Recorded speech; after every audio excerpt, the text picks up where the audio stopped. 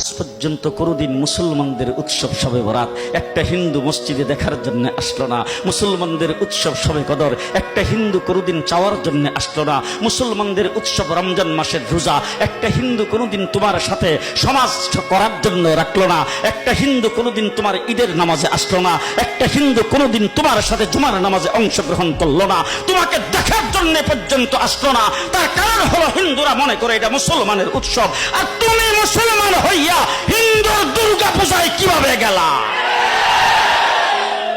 তোমার কি হয়ে গেল? তোমার কি লজ্জা শরম তুমি ধুয়ে ফেলে দিয়েছো? তোমার কি কোনো লজ্জা শরম নাই? লজ্জা শরম নাই? আবার কি সুন্দর বলতেছ, ধর্ম যার যার উৎসব সবাই। হাই হাই হাই, ও মুসলমান যুবকেরা ভালো করে শোনো, ধর্ম যার যার উৎসব সবার, তাইলে বিয়া যার যার বউ তো সবার।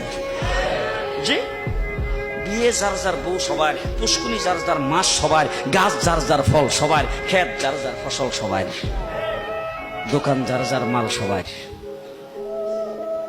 এখন ঘুমাইছে কি কথা বলেন না কেন?